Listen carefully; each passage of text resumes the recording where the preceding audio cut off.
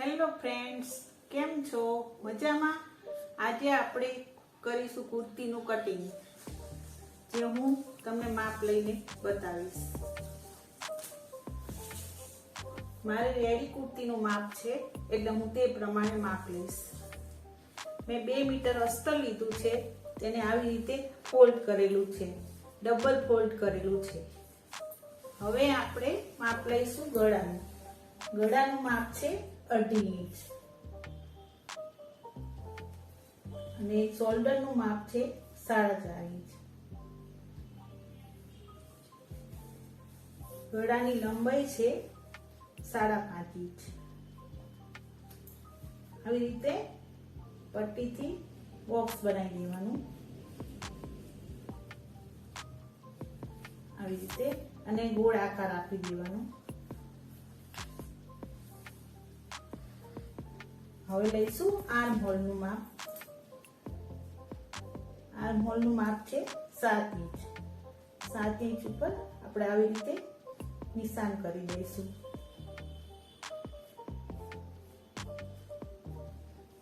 હવે લઈશું અપર છાતીનું માપ.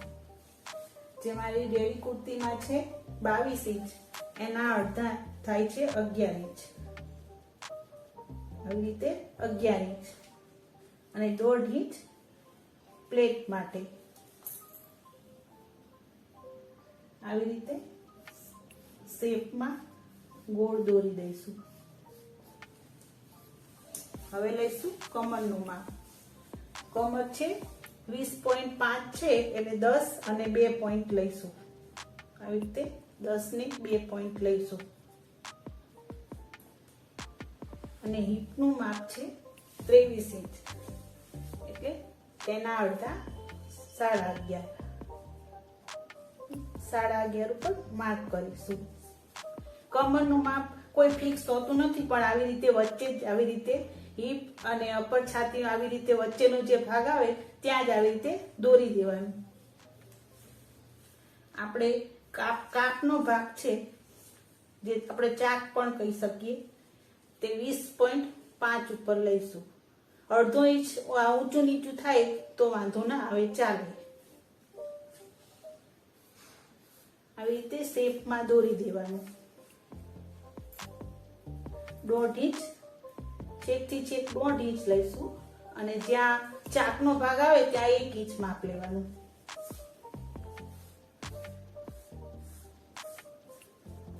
આમ દોરી દેવાનું. છેકથી છેક નીચે સુધી સીધું જ માપ રાખવાનું. 1 ઇંચ પટ્ટી વાળવામાં દબાઈ જશે.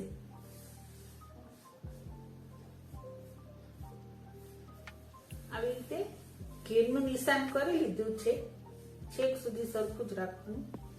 અને હવે 1/2 ઇંચ આર્મ હોલમાં ફ્રન્ટ ભાગમાં અંદરની સાઈડ નિશાન કરી દેવાનું. ખાલી આપણે 1/2 ઇંચ ફ્રન્ટ ભાગમાં જ શેપ આપવાનો, બેક ભાગમાં જ એમનામ જ જે શેપ છે એમનામ જ રાખવાનો.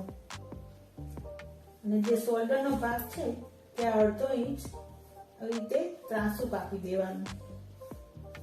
1/2 ઇંચ ત્રાંસુ કાપી દેવાનું, એટલે કુર્તીનું ફિટિંગ સરસ આવશે. હવે આપણે કુર્તીનું કટિંગ કરી લઈશું.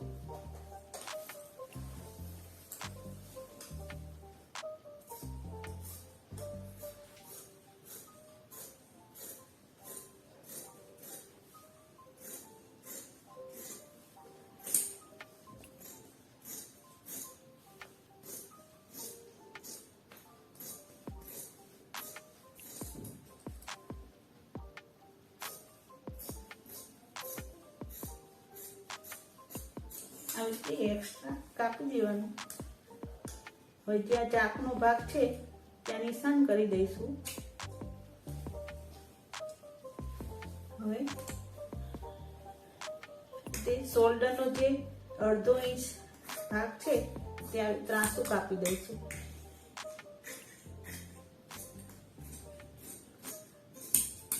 હવે આપણે આર્મ હોલનું પ્રોપર કટિંગ કરી દઈશું.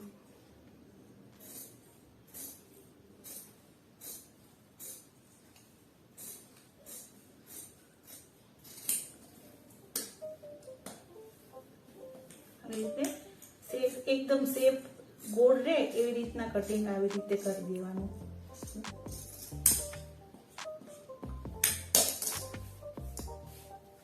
બંને ભાગ અલગ કરી દઈશું.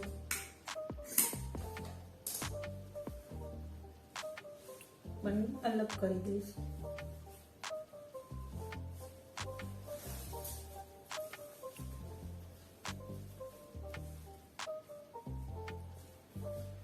ફ્રન્ટ ભાગ છે ત્યાં આપણે થોડું અંદરથી કાપી લઈશું.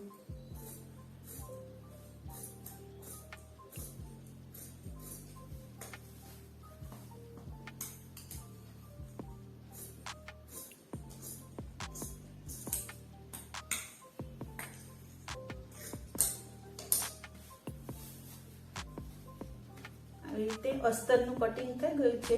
હવે આપણે મેઇન કાપડ ઉપર અસ્તર કટિંગ કરીશું. આ મારું કાપડ છે, ડ્રેસ મટીરિયલનું કાપડ છે. આ વર્ક છે. એટલે આપણે બંને ભાગને પહેલા સિલાઈ મારેલા જોઈન્ટ કરેલા જ હોય છે, પણ આપણે સિલાઈ તેને ખોલી દેવાની અને બંને અલગ અલગ સેટ કરીને મૂકવાના. આ જે વર્ક વાળું છે એને આવી રીતે વચ્ચેથી હાફ ફોલ્ડ કરી અને આવી રીતે સેટ કરી દેવાનું.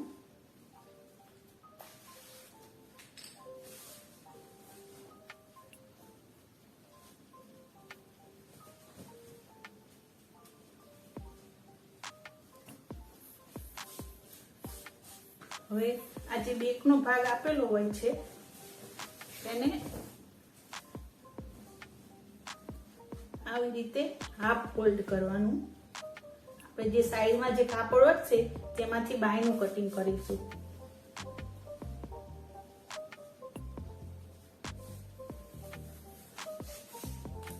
આવી રીતે પટ્ટીથી માપી અને જોઈ લેવાનું. આપણા માપમાં બરોબર આવી જાય એટલું જ ફોલ્ડ કરવાનું.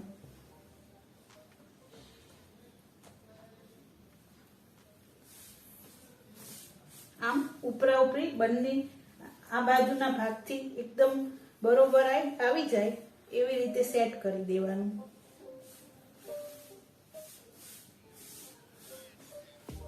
હવે તેની ઉપર અસ્તરનું આપણે જે કટિંગ કર્યું છે તે સેટ કરીશું.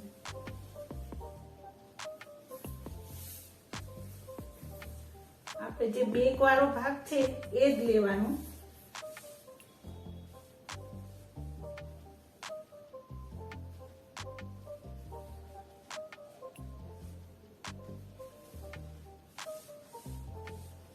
આવી રીતે ઉપર મૂકી અને કટિંગ કરી લેવાનું.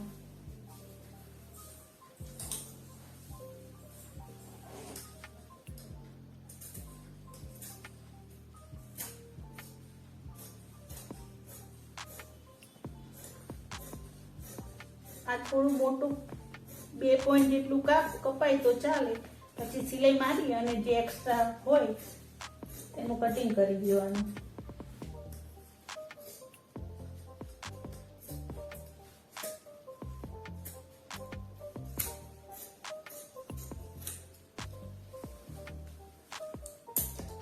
આપણે જે અસ્તરમાં જે ચાકના નિશાન કરેલા છે તેને આ મેઇન ફેબ્રિક ઉપર પણ કરી દેવાના.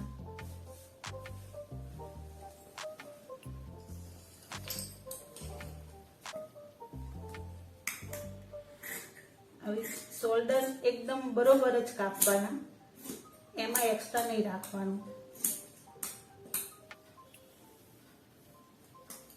અને આ મૂળનો ભાગ છે એ પણ વ્યવસ્થિત સેટ કરી દઈશું. આવી રીતે મેઇન ફેબ્રિકનું કટિંગ કરી દેવાનું. હવે આપણે બાયનું કટિંગ કરીશું. આપણે જે મેઇન ડ્રેસ મટીરિયલમાંથી જે કાપડ વધ્યું છે તેમાંથી બાયનું કટિંગ કરીશું. આવી રીતે ડબલ ફોલ્ડ કરી દેવાનું અને આવી રીતે ફોલ્ડ કરી દેવાનું. બાયમાં સાંધો કરવો પડશે તે કરી દઈશું. મારી બાયની લંબાઈ છે 17 ઇંચ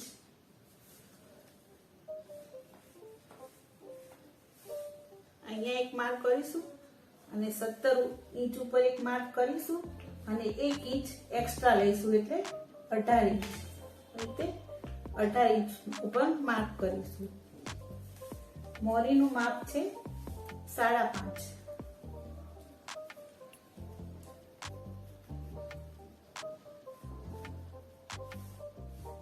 અને 1 ઇંચ એક્સ્ટ્રા.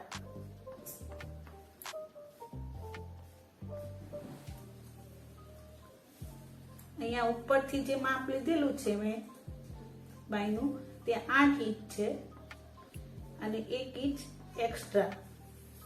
આવી રીતે બંને નિશાન મળી જાય તેવી રીતે દોરી દેવાનું.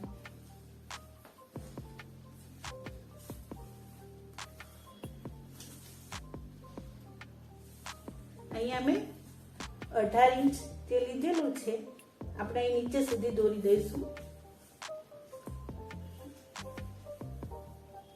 4 ઇંચ ઉપર માર્ક કરીશું, ત્યાંથી બાયનો શેપ આપીશું. આવી રીતે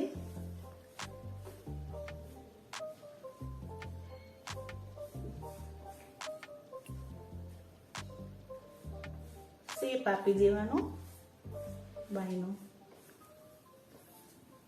અને જે ફ્રન્ટ ભાગ આવે છે ત્યાં અંદરથી 1 ઇંચ અંદરથી આવી રીતે શેપ દોરી દેવાનો.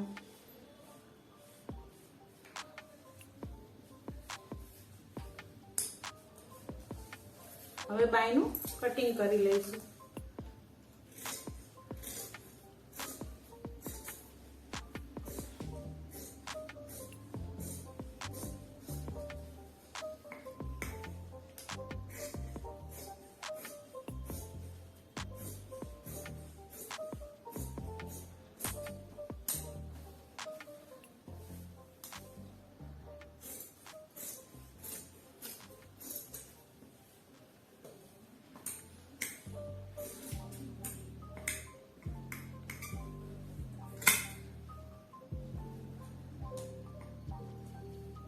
આપણે ફ્રન્ટ ભાગમાં અહીંયા સાંધો કરી લઈશું, પછી ફ્રન્ટ ભાગમાં અહીંયા નિશાન કરીને કાપી લઈશું.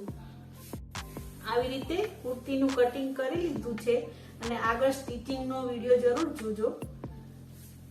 બધા પાર્ટ્સ ભેગા મૂકી દઈશું.